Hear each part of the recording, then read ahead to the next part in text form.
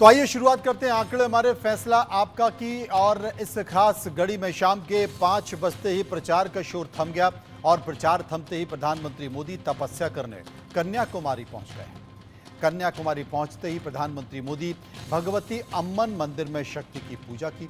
यहां पर देवी कन्याकुमारी के दर्शन करते हुए उन्होंने अपनी शक्ति की साधना जारी रखी। इसके बाद प्रधानमंत्री विवेकानंद मंडपम में ध्यान में लीन हो गए। 1 जून तक प्रधानमंत्री ध्यान मुद्रा में होंगे, यानी कि जब उनके संसदीय क्षेत्र में वोटिंग होगी तब प्रधानमंत्री मोदी कन्याकुमारी में ध्यानमग्न होंगे। ये तीसरा मौका है जब प्रधानमंत्री मोदी ने चुनाव के बाद ध्यान लगाया है, लेकिन पीएम की तपस्या से विपक्ष की समस्या हो गई है।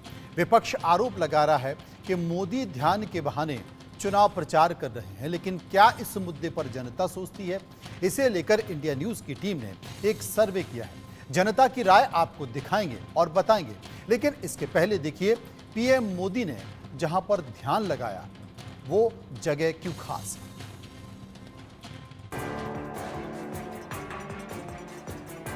खत्म हुआ चुनाव प्रचार, अब भारत के भविष्य पर विचार। जहां 3 सागरों का मिलन, वहां से साधेंगे शक्ति संतुलन। विवेकानंद की राह, विकसित भारत की चाह। तप योगी तप पर निकल चला है, धर्म पथ पर बढ़ चला है। मस्तिष्क में भारत का भविष्य घूम रहा है, हृदय में उज्जवल भारत की कल्पना है।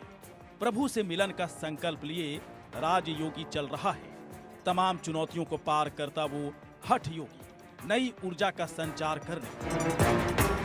आसान नहीं आध्यात्म का रास्ता, बेहद कठिन होगी साधना। समुद्र के बीचों बीच बनी वो जगह जहां से सदियों पहले भारत के उज्जवल भविष्य की राह निकली। आध्यात्म की राह से विकसित भारत की कल्पना निकली।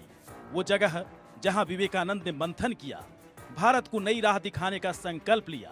3 दिन जहां स्वामी विवेकानंद चिंतन मनन में डूबे रहे, एक ईश्वर से मिलन के बाद बैठे रहे, आज उसी जगह पीएम मोदी पहुंच रहे हैं। मन में विचार विवेकानंद के हैं, हृदय में उज्जवल भारत की कल्पना है और आस्था भी वैसी ही। बस बदलते वक्त में स्थान बदल गया है। पहले जहां चट्टान थी, अब वहां मेमोरियल बन गया है। कन्याकुमारी में कर्मयोगी, भारत की जय जय होगी। कर्मयोगी कर्म पथ पर बढ़ चला है, शांति पथ पर चल पड़ा है। भारत विजय का संकल्प कर चुका है। जहां साक्षात सूर्य देव देते हैं आध्यात्म का ज्ञान, राजयोगी वहां पहुंच चुका है। 25 सितंबर 1872 से कन्याकुमारी की इस चट्टान पर स्वामी विवेकानंद ने ध्यान लगाया था। 27 सितंबर तक स्वामी विवेकानंद ध्यान में लीन रहे थे। इस स्थान पर 2 सितंबर 1970 को स्मारक बनकर तैयार हुआ। स्मारक कर्नाटक के बेलूर मठ जैसा है और स्मारक का प्रवेश द्वार अजंता एलोरा की गुफाओं सरीखा है। पौराणिक महत्व की चट्टान जहां पीएम मोदी लगाएंगे ध्यान। जिस चट्टान पर स्वामी विवेकानंद को ज्ञान मिला, जिस चट्टान पर आज पीएम मोदी ध्यान में लीन हो रहे हैं, वो चट्टान पौराणिक महत्व की चट्टान है। मान्यता है कि इस चट्टान पर ही देवी पार्वती ने साधना की थी। देवी पार्वती ने एक पैर पर खड़े रहकर भगवान शिव की प्रतीक्षा की थी। इस चट्टान पर ही हिंद महासागर, अरब सागर और बंगाल की खाड़ी का मिलन होता है।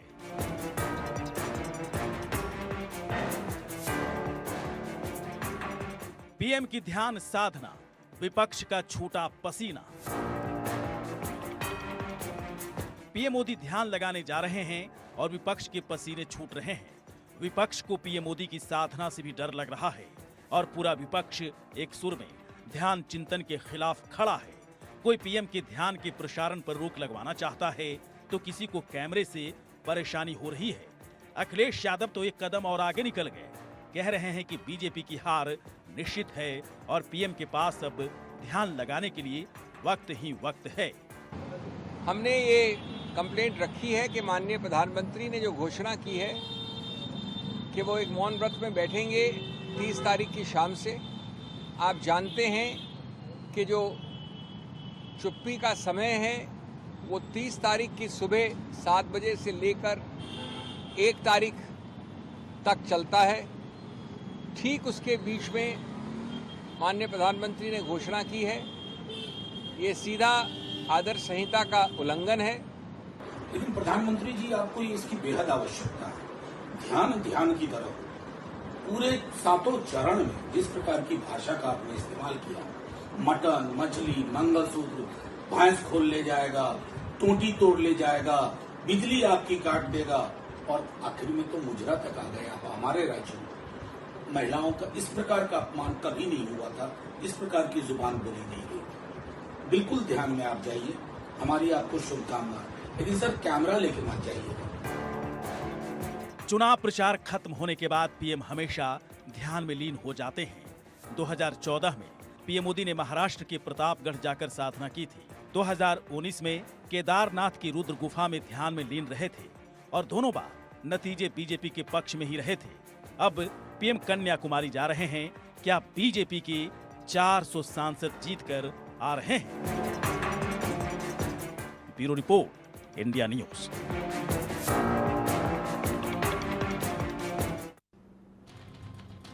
इस रिपोर्ट में जितनी भी बातों का जिक्र किया, उसमें कई सारे सवाल भी निकल कर आए हैं और उन्हीं सवालों के जरिए हम जनता के पास पहुंचे, उनसे राय जानने की कोशिश की और पब्लिक ने, जनता ने अपनी राय भी दी।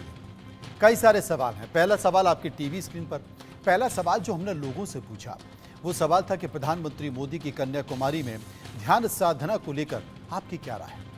54% लोग यानी कि 54% लोगों ने कहा निजी आस्था है, 20% लोगों ने कहा कि चुनावी मुद्दा है, 24% लोग इसे प्रचार का एक तरीका मान रहे थे और 2% लोग ऐसे थे जो इनमें से किसी भी विकल्प को चुनना नहीं चाहते थे। चर्चा करेंगे आलोक वत्स जो कि बीजेपी के नेता प्रवक्ता हैं, जगदीश शर्मा जो कि कांग्रेस के नेता हैं, मोहम्मद अमीन हैं जो कि पूर्व चुनाव अधिकारी हैं, वो हमारे साथ मौजूद है क्योंकि चुनाव आयोग में शिकायत की है, तो चुनाव आयोग इस पर क्या कहता है वो राय भी जानना जरूरी है।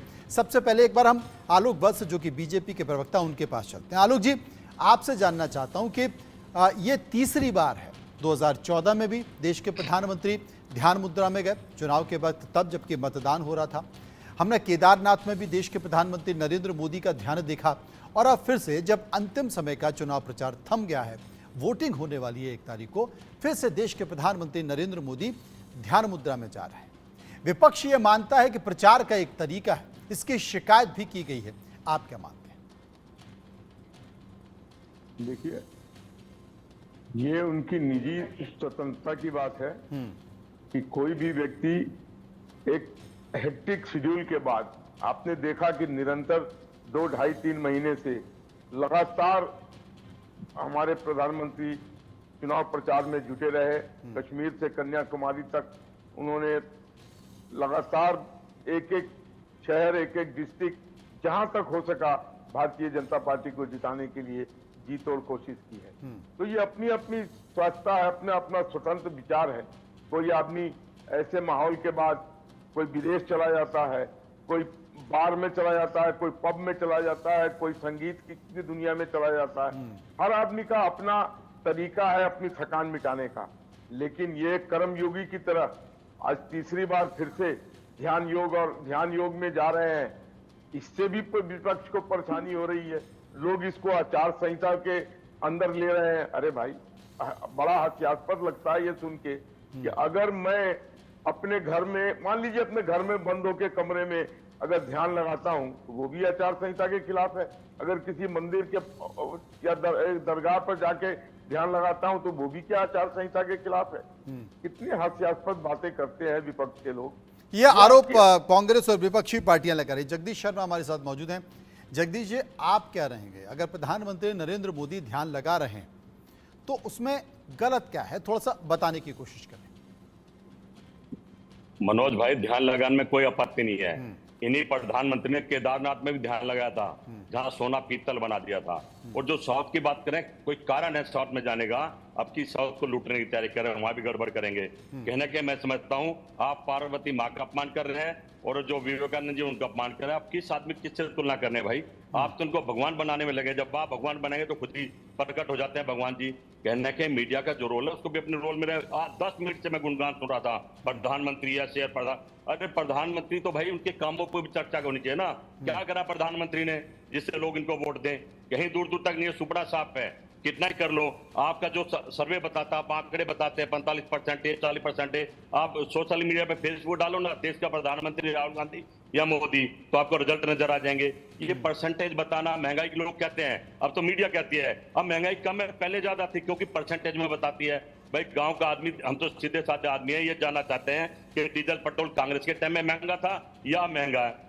सीधी सीधी बात करते हैं, पर घुमा फिरा के इस तरह से एक आदमी को प्रधान भगवान बनाना, ये सभी के मतलब हित की बात नहीं है। देश का माहौल खराब हो रहा है, देश सही दिशा में नहीं जा रहा है। कहना कि मैं समझता हूँ, आज आपको पहले बता दूं, ये साउथ में जाके वहां बैठना बहुत बड़ा घोटाला करने वाले हैं। कहना कि चुनाव को लूटने, साउथ में इनका सुपड़ा छाप है। जिस तरह से 400 पार की बात करते हैं, ये साउथ में खेल करेंगे इस बार। बाकी यहाँ इनकी दाल निकाली है, हिंदी जहाँ क्षेत्र से, पर बड़ा खेल साउथ से होने वाला है। क्या फेसबुक पे डालें जगदीश जी और क्या सोशल मीडिया पे डालें? 4 दिन बचे हैं, 4 दिन बाद जो देश के इस लोकतंत्र में जो लोग हैं, मतदाता हैं, उन्होंने ईवीएम में अपना बटन दबा के मत डाला है और उसका रिजल्ट 4 दिन बाद आ जाएगा। 4 दिन बाद पता चल जाएगा कि आखिर कौन आगे और कौन पीछे। जी मैं तो अभी बता रहा हूँ, 4 दिन पहले बता रहा हूँ, बहुत बड़ा हैक कर रहे हैं, खेल कर रहे हैं। ये तो कहाँ शपथ समारोह उसकी भी तैयारी कर रहे हैं, विदेश से किस किस को बुलाना है उसकी भी तैयारी कर रहे हैं। भाई हमारी तो हिम्मत नहीं हो रही है, हम तो जनता के उसकी विश्वास की इंतजार कर रहे हैं। ये तो तैयार है। तो आप हार मान चुके हैं क्या होने वाला है? आपको बिल्कुल भी भरोसा नहीं, आप हार मान चुके हैं खेल होने वाला है? मीडिया में चर्चा चल रही है, मैं आपके चैनल पे कह रहा हूं, लिख लो इस बात को हाँ। कि चुनाव लुट चुका है। लिख लीजिए चुनाव को, चुनाव है हो चुका है, लुट चुका है।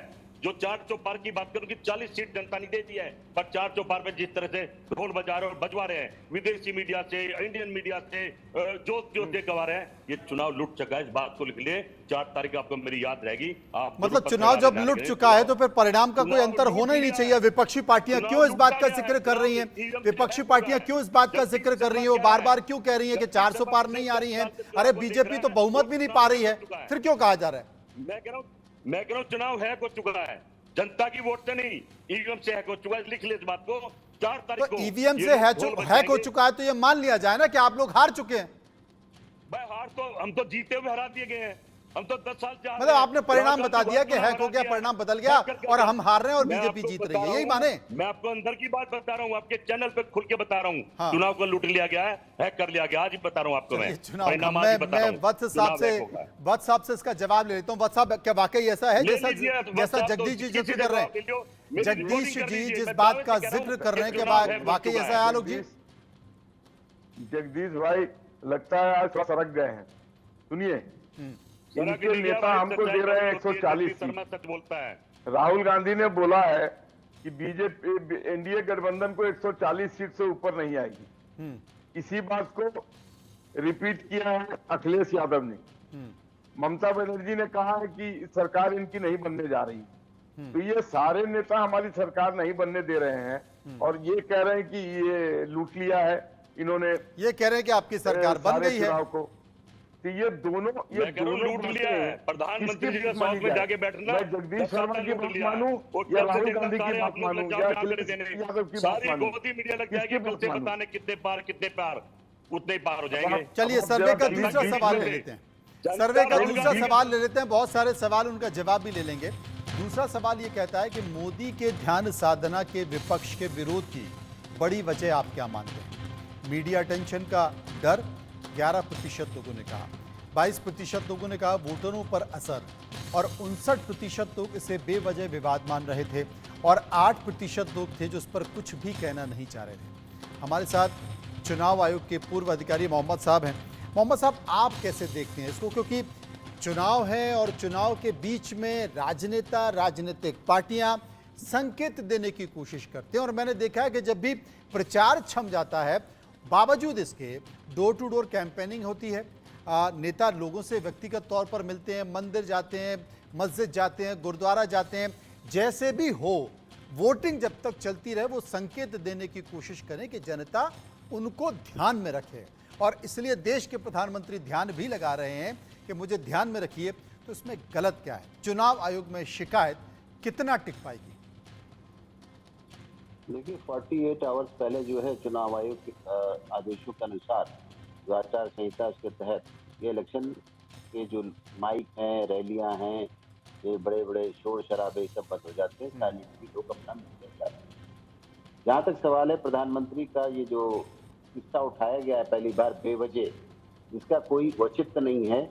ये दोस्त जब इससे पहले 14 के चुनाव हुए, अभी आप ही की रिपोर्ट में कहा गया कि प्रतापगढ़ महाराष्ट्र में रहे प्रधानमंत्री जी, इलेक्शन के बाद फिर 19 के बाद चले गए, ये केदारनाथ की गुफाओं में रहे, अपना ध्यान वहां पर लगाया।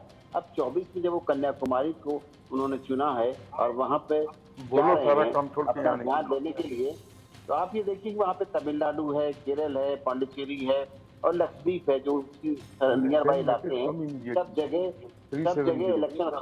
इलेक्शन खत्म हो चुका है। और आप इस बात को देखेंगे कि वो प्रधानमंत्री वहां जाके मौन रह रहे हैं। ऐसा नहीं है कि वहां पे कोई प्रचार करेंगे बातों का, सिर्फ मौन रहेंगे, मौन रह के वो अपना ध्यान लगाएंगे। देखिए सीधी सी बात है, उनकी एज है और इतना बड़ा उन्होंने 2-2.5 महीने देश का दौरा किया है और इस टेम्परेचर में, इस आंधी तूफान में उन्होंने अपनी रैलियां की हैं, उनको भी शरीर को एक रेस्ट करने की आवश्यकता है। जहाँ तक सवाल है मॉडल कोड ऑफ कंडक्ट का, तो मॉडल ऑफ कोड कंडक्ट में ये आता नहीं है। जहाँ तक सवाल है कि वहाँ से लोग दिखाएंगे मीडिया में, तो इंटरनेशनल मीडिया तक जाता है। इसमें सवाल इस बात का है कि जहाँ पे नॉर्थ में चुनाव हो रहे हैं, वहाँ पे या तो प्रिंट मीडिया को इलेक्शन रोक सकता है उन इलाकों में, या वहाँ पे दूरदर्शन को और AIR को रोक सकते हैं, सरकारी मीडिया है, उन तंत्र का इस्तेमाल नहीं होना चाहिए।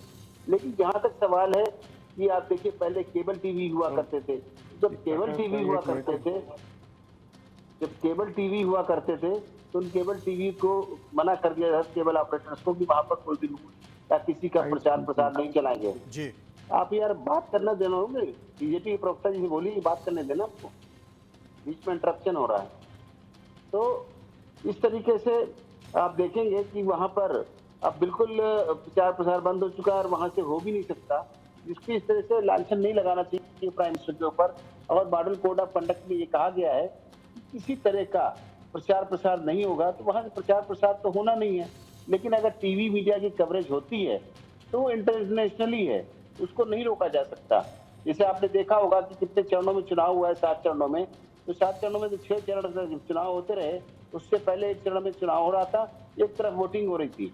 ये क्या है? बिल्कुल आपने ठीक कहा अमीन साहब। वो हमने देखी चुनावी सभाएं भी देखी कि एक तरफ जहां पर प्रचार थम गया, लेकिन दूसरे इलाकों में वहां पर सभाएं की जा रही थी, हर पार्टी के लोग जी, वहां पर सभाएं की जा रही थी और उसके बावजूद भी दूसरी जगह चुनाव चल रहा था और दूसरी जगह चुनाव प्रचार, और वो कांग्रेस भी कर रही थी, बीजेपी कर रहे थे और दूसरी राजनीतिक पार्टियां भी कर रही थी। एक और सवाल, क्या चुनाव आयोग को साइलेंस पीरियड में प्रधानमंत्री मोदी की साधना पर रोक लगाना चाहिए?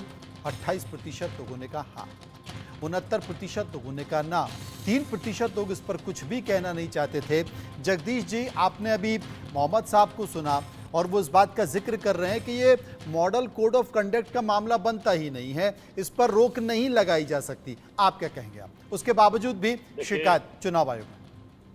देखिए समस्या क्या, चुनाव रोक लगाने वाले तो चुनाव आयोग को देखना है, पर ये भी एक तरह से प्रचार है। सारी मीडिया लगा दिया, प्रधानमंत्री मौन हो गया, प्रधानमंत्री वहां चले हैं, ये भी एक मैसेज देने की कोशिश है, जिसपे मैं समझता हूँ नहीं तो कांग्रेस के नेता केदारनाथ चले जाएं, अगर वो विशाखापट्टनम में ध्यान लगा रहे तो आप केदारनाथ में लगा लो। कांग्रेस के नेता को ढोंग करना नहीं आता भाई, क्या करें? वो तो बेचारा अपने मेहनत करके घर आके बैठ गए, जनता के फैसले का इंतजार कर रहे हैं। ये तो ढोंग कर रहे हैं। पहले दिन से केदारनाथ कहते आपको पता ना, सारा सोना गायब, अब साउथ गए तो मैं दावे से कह रहा हूँ सारी सीटें गायब हो जाएंगी। खेल है ये, इस खेल को चुनाव आयोग जो साहब बैठे हैं ये भी समझते हैं, टीवी पे नहीं बोल पा रहे हैं, पर पिछले 10 साल से खेल चल रहा है, चुनाव नहीं चल रहे हैं। चुनाव होते तो जनता में त्राम और ये बड़ी महत्वपूर्ण बात आप कर रहे हैं कि देश के प्रधानमंत्री नरेंद्र मोदी दक्षिण की यात्रा पर गए हैं, दक्षिण में ध्यान लगा रहे हैं और वहां पर पूरा खेला हो जाएगा, दक्षिण की सारी सीटें साफ हो जाएंगी। आपको भरोसा है कि दक्षिण की सारी सीटें साफ हो जाएंगी? मैं कह रहा हूँ सारी साफ करेंगे, यहाँ मौका नहीं लगा वहां साफ करेंगे। ये 400 पार कहां से लेंगे? सारा तो आ रहे, दिल्ली आ रहे हैं, पंजाब आ रहे हैं, यूपी आ रहे हैं, हरियाणा आ रहे हैं, अब वहां देखकर बेचारे वहां पहुंच गए। ये खेला हो रहा है। अमीन साहब कुछ कह रहे हैं, आपकी बात को सुनकर अमीन साहब कुछ कह रहे हैं। अमीन साहब बताइए। वहां पर चुनाव हो चुका है, मैंने अभी गिनाया आपको स्टेट को, तमिलनाडु, केरल, पांडिचेरी और लक्षद्वीप, इन इलाकों में सारे चुनाव हो चुके हैं। जो कहते हैं तरी एरिया है, समंदर का इलाका है, वहाँ पे सर, सारे चारों तरफ चुनाव हो चुके हैं। इसका इम्पैक्ट उन पे कुछ पड़ने वाला नहीं है। इनका नॉर्थ का चुनाव है, असीम बिल्कुल टोटल साहब, साउथ में है। असीम साहब, पर्दे के पीछे जो चल रहा है ना, एक माहौल बनाया जा रहा है। जनता कहेगी प्रधानमंत्री कन्याकुमारी में चले गए थे तो माहौल चेंज कर दिया, क्यों? वो तो शुरू से चल रहा है कि साउथ में खेला होगा, साउथ में खेल होगा, साउथ में सुपड़ा साफ है। और रिजल्ट हमारे गृह मंत्री ने कहा कि साउथ में सबसे ज्यादा बड़ा दल बनेगा। कहां से बनेगा आप बता दिए? आप तो चुनाव का साउथ में कौन इनको पूछ रहा है, जानता भी नहीं है ढंग से तरीके से। मतलब गृह मंत्री ने अगर कह दिया, गृह मंत्री ने अगर कह दिया कि साउथ में सबसे बड़ा रिकॉर्ड बनेगा, तो आपकी दिल की धड़कने लगी तेजी से कि कहीं कुछ खेल तो नहीं होगा। एक एक बयान पर आप इतने डर जाते हैं। ये पिछले 10 साल से जो कह रहे हैं वही हो रहा है। क्यों ना धड़कन धड़के भाई जनता। क्या आप सोचते हो राहुल गांधी इतना कमजोर नेता है? 41 चुनाव हरा दिए ईवीएम मशीन ने, आप समझिए। अच्छा चलो आपकी बात बड़ी करता हूँ। बोले भारतीय जनता पार्टी का चुनाव वीवीपैट में जो पर्चा गिरे उसके मिलान से काउंटिंग करे, सुपड़ा सब हो जाएगा। जो पर्चा गिरी है ना उनको गिना जाए, गिनेंगे ही नहीं। ये तो किसी को समझेंगे नहीं। ये तो खेला कर दिया इन्होंने, पूरे खेला हो चुका है। मतलब कोई उम्मीद ही नहीं है। विपक्ष के जितने भी नेता वो उम्मीदों का बयान दे रहे हैं, उम्मीदों पर आधारित बयान दे रहे हैं, वो सब बेमानी है। चलिए एक और सवाल ले लेते हैं मनोज भाई जी। जगदीश भाई एक और सवाल ले लेते हैं, आपके पास आऊंगा। एक और सवाल है कि चुनाव प्रचार के दौरान साइलेंस पीरियड में नेताओं को आखिर करना क्या चाहिए? डोर टू डोर कैंपेन करना चाहिए, 56% लोगों ने कहा। 9% लोगों ने कहा सियासी जोड़ तोड़ करना चाहिए, 24% लोगों ने कहा आध्यात्मिक साधना करना चाहिए, और 11% लोग इस पर कुछ भी करना नहीं चाह रहे थे। सीधे हम चलेंगे वत्स साहब के पास। वत्स साहब, आप जो भी एक्ट करते हैं वो कहीं ना कहीं उसमें आपका नफ़ा और नुकसान जुड़ा रहता है, एक संकेत जुड़ा होता है। खासकर चुनाव के समय अगर आप छींकते भी हैं तो उसमें भी साजिश नजर आती है विपक्ष को। मनोज जी, मुझे जगदीश भाई के बयानों से एक शेर याद आता है, हम उफ भी करते हैं तो हो जाते हैं बदनाम, वो कत्ल भी करते हैं तो चर्चा नहीं होती। अगर ईवीएम ही हमारे लिए है भाई। हैक हो गया होता तो क्या इनकी सरकार तेलंगाना में होती? नहीं आलोक जी, आप बेईमानी कर रहे हैं, आप बेईमानी कर रहे हैं। जगदीश जी कह रहे हैं कि ये तो शेर हमारा है। ये तो हमारा सिर अब जो पे थोप रहे हैं। क्या ये सरकार इनकी हिमाचल में होती? अगर ईवीएम हैक होता तो राहुल गांधी वायनाड से जीत जाते 3 लाख वोटों से। ये अनर्गल बातें, बेबुनियादी आलोक भाई जवाब दूंगा। बेसिर पैर की बातें। इनका नेता कुछ और कह रहे हैं, ये कुछ और कह रहे हैं, तो इनकी सुनूं? मैं तो कार्यकर्ता हूं ना, पार्टी का कार्यकर्ता हूं, नेता को बता रहा हूं, अवगत करा रहा हूं कि माल लुट गया है। इनके नेता कह रहे हैं कि 140 सीट आएगी, ये कह रहे हैं कि जी वो तो ईवीएम हैक हो गया है, सरकार इनकी भाई बन गई। मेरा नेता घर घर रोड रोड घूमा है, पूरा भारत नाप लिया मेरे नेता ने, माहौल देख लिया है। पर उस बेचारे को नहीं पता कि हर बार ईवीएम से आ रहा है। उस बेचारे को सच में नहीं पता कि ईवीएम से आ रहा है। अरे आप पहले से ही उन्हें बेचारा क्यों बोल रहे हैं? अच्छे खासे नेता, बेचारा मत बोलो जगदीश भाई। नहीं, मेरा नेता तो बेचारे सीधा साधा है, गुंडा बदमाश नहीं है। इनसे पूछिए कि अगर सारे चीजें हैक हो रही हैं तो ये फिर चुनाव में पार्टिसिपेट क्यों कर रहे हैं?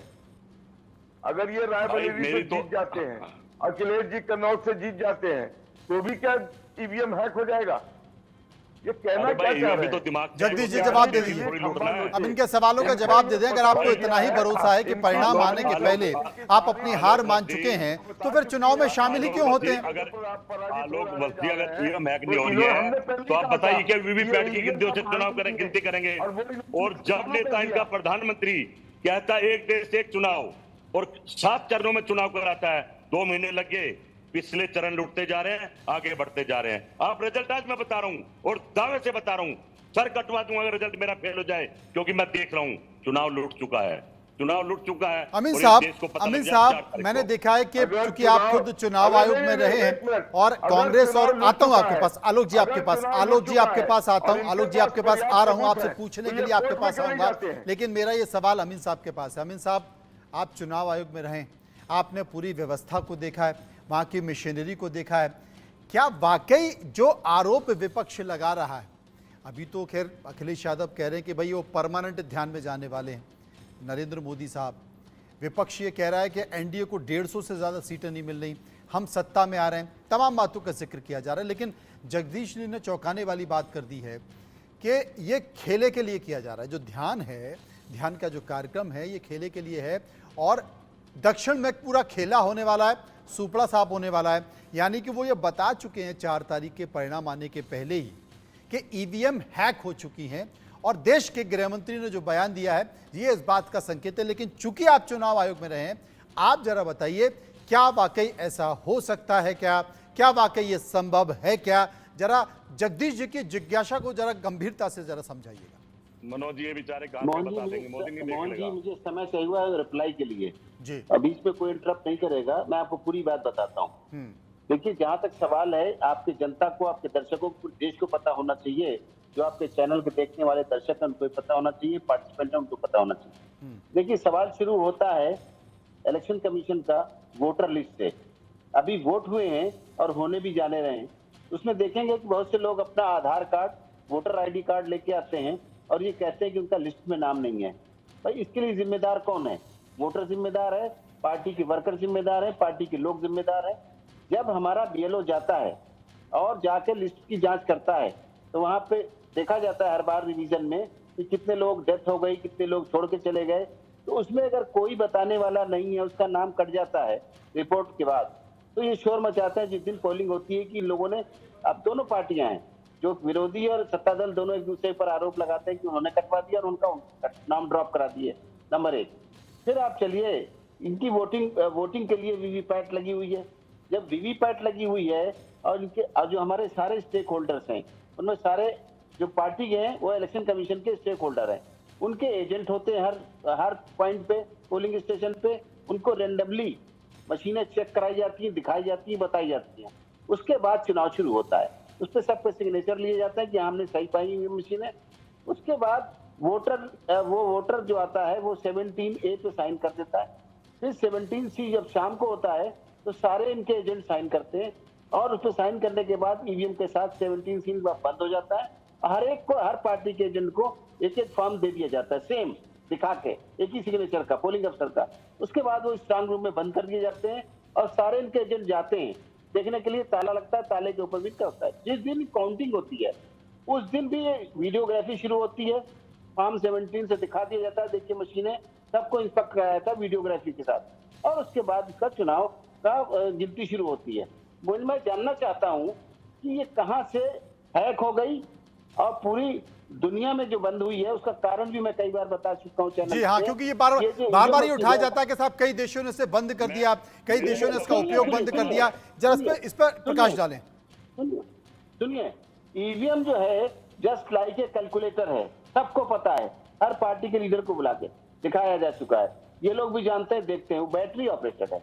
जब बैटरी ऑपरेटेड है और उसमें इंटरनेट से जुड़ी हुई नहीं है तो हैक हो नहीं सकती। विदेशों में इसलिए बंद की गई कि उनका जो चलन था वो इंटरनेट से जुड़ा हुआ था और उसमें हैक हो जाती थी, बेईमानी कर लेते थे। हमारे हिंदुस्तान में ऐसा नहीं है और दिखाया जाता है, बताया जाता है सारी पार्टी लोगों। एक बार और मुद्दा उठा था, इसके बाद बता रहा हूँ, 2015 की किसी दिल्ली प्रदेश के मंत्री ने अपने विधानसभा में दिखाया था कि देखिए साहब ये हैक हम कर सकते हैं। लेकिन उनकी ये देखिए चालाकी कि जब इलेक्शन कमीशन ने सारे पार्टी लीडर्स को बुलाया और अपने टेक्नीशियंस को बुलाया एक्सपर्ट को, या आप हैक करिए, कोई भी टर्न आउट नहीं हुआ। इवन बीजेपी नहीं आई, कांग्रेस नहीं आई, तृणमूल कांग्रेस, कोई भी नहीं आई पार्टी। आपको ताज्जुब होगा इस बात का। सिर्फ लेफ्ट पार्टी का कोई एक सदस्य आया था, एक एनसीपी का आया था। इस तरह की तो बातें करते हैं, इनको सिर्फ इलेक्शन कमीशन को बदनाम करने की साजिश है। जगदीश साहब, अमीन साहब ने कहा कि चैलेंज किया गया था, विपक्षी पार्टियों को चैलेंज किया गया, उनको बुलाया गया कि आप हैक करके बताइए, तब आप भाग गए। अमीन साहब, मैं जवाब दूंगा। अमीन साहब, आप जरा मेरा सुन लीजिए। अमीन साहब, गुजरात में चुनाव हुआ, एक पोलिंग बूथ पे 622 वोट पड़ी और रिजल्ट आया 2200 का। इसके बारे में देश को बताएं। नंबर 2, जब चुनाव आयुक्त ने बुलाया और सामने बैठा दिया, क्या था, हाथ नहीं लगाना, नजरों से हैक करिए। ये कोई आज की थोड़ी चल रही नजरों से ऐसे चलेंगे। आप मशीन दीजिए, लोग बहुत घूम रहे हैं, आप लोग करके गए दिखा नहीं, देंगे। आप लोग गए नहीं, नहीं क्यों अरे चुनाव चुनाव अच्छा आयोग साहब दूसरी बात, नजरों से हैक नहीं होती मोहन है। जी, आप एक दिन के लिए मोहन देख जी, दीजिए। आज लोग कह रहे हैं आप मशीन दीजिए, हम हैक करके दिखाएंगे और सैंपल करके दिखा भी रहे हैं। और दूसरा सवाल बताइए, उस पोलिंग बूथ पे 622 वोट पड़ी तो 2200 मशीन ने कैसे दिखा दिया? बस ये तो जवाब से बता दो, मैं संतुष्ट हो अमित जाऊंगा। साहब आपके जवाब कहने दे से। दीजिए। मैं समझता हूँ आपकी मजबूरी भी, आप नहीं बोल पाएंगे। अरे ये कौन सी बात होती है? मोहन बोलने से जी, पहले आपने कह दिया मैं समझ सकता हूँ आपकी मजबूरी, आप नहीं मैं बोल बता पाएंगे। रहा हूँ, आप बोलने बताइए, तो 622 दीजिए पड़ी, 622, जगदीश तो जी, 2200 बोलने वोट दीजिए। कैसे आ गई? जगदीश जी, कैसे सारी दिखा चीजें आप दी? पहले ही बोल दोगे, करना पड़ेगा ये। पहले तय कर दोगे। अमीन साहब बोल लीजिए। मोहन जी, पार्लियामेंट की सीट है टेहरी 1 नंबर, और नागालैंड और लक्षद्वीप तक मैंने चुनाव भी कराए हैं, गिनती भी कराई है। हाँ, हो सकता है, मैं इस बात को मानता हूं कि टेक्निकल मशीनों में, यानी हमारे जो सेक्टर मजिस्ट्रेट होते हैं, पोलिंग स्टेशन जिस दिन चुनाव होता है उस दिन पीछे पीछे चलते हैं लेके काफी मशीनें, इसलिए कि मशीनें रिप्लेस होती हैं, ठीक नहीं की जाती, समय नहीं होता है। इसलिए मैं आपको बता दूं, ये मशीन है, एक आध मशीन में कभी गड़बड़ हो Yes. सकती है, उसको रिप्लेस किया जाता है, लेकिन हर मशीन नहीं कर मुझे सकता जवाब कोई। मिल गया जी, अमीन साहब, मुझे जवाब मिल गया। यही मैं समझाना चाह हाँ रहा हूँ। जी। ये मशीन है, हाँ। कुछ भी कर सकती है, बस यही जवाब एक सुनना आध चाह रहा था मैं। खराब हो सकती है, खराब हो बटन कहीं सकती है, दबाओ, वोट कहीं जाए, बस। ये मशीन है, No, कुछ भी हो खराब सकता है। हो अमीन सकती है। साहब थैंक यू, धन्यवाद, खराब आपने कम हो- शब्दों में अच्छा समझा दिया। थैंक यू, धन्यवाद, टाटा बाय बाय। ऐसा क्या अमीन साहब? बिल्कुल सही समझा दिया इनको कुछ भी कहने दीजिए, अमीन साहब ने, इनको बिल्कुल कुछ सही भी कहने समझा दिया। दीजिए, मशीन मैं है, क्या कुछ कह भी सकता कर हूँ। सकती है। आलोक वत्स साहब, ये मशीनें जगदीश जी ने जो कोई कह एक दिया है, होती है। जगदीश जी ने जो कह दिया है, तो उसके बाद फिर एग्जिट पोल का, परिणाम का, विश्वास का, भरोसे का, उम्मीद का कोई यही मतलब बनता रिजल्ट ही है नहीं। जो मैं बता रहा हूँ। मैं दावे से कह रहा हूँ, मैं ऐसा है मनोज जी, हाँ। जगदीश भाई ने जुआ पटक दिया है। मैं भी दे दूंगा अगर ये मेरी इसका बात गलत साबित हुई इनको तो। भूल के बैठना चाहिए, मुझे लगता है कि ये बुरी तरीके से हारते हैं। तो इन्होंने कहा कि पहले ही जुआ पटक दिया। जान की बाजी लगा के बोल रहा ये हूँ, फिर से जान दे भी दूंगा है। अगर मैं गलत ये साबित हो गया फिर तो। से भी कर रहे हैं। जब इलेक्शन कमीशन चीफ ने इतनी बारीकी से समझाया कि नहीं हो सकती है,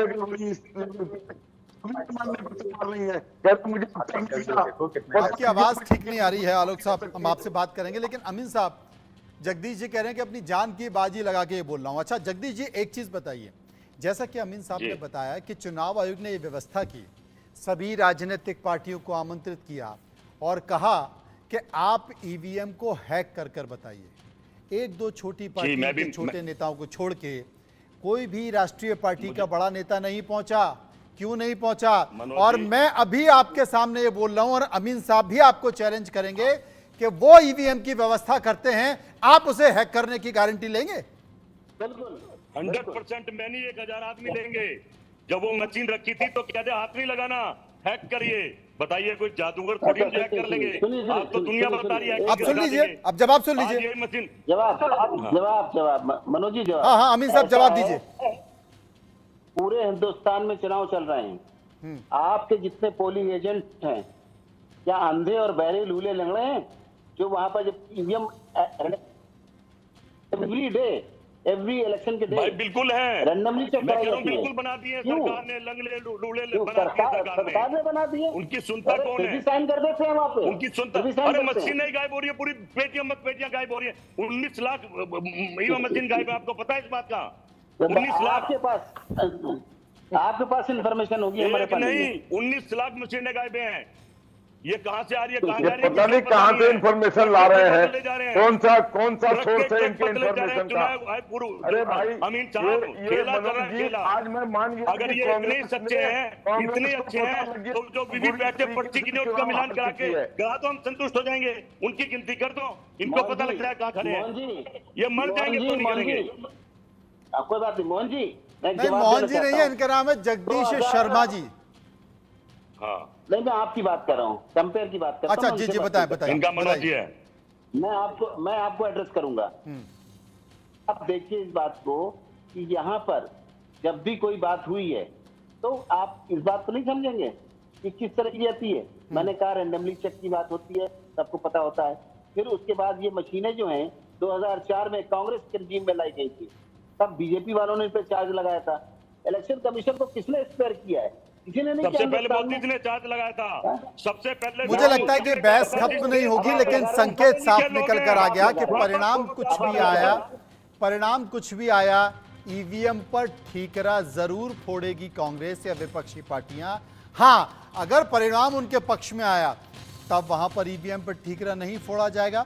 मुझे अच्छे से याद है कि मध्य प्रदेश, छत्तीसगढ़, राजस्थान में तीनों राज्यों में जब कांग्रेस जीती तो किसी ने भी ईवीएम पर ठीकरा नहीं फोड़ा, और जब इस बार के चुनाव में 2023 के चुनाव में कांग्रेस हारी तो ईवीएम पर ठीकरा फोड़ दिया गया। खैर, बहुत बहुत शुक्रिया करेंगे सभी लोगों का हमारे साथ इस पूरी पर चर्चा में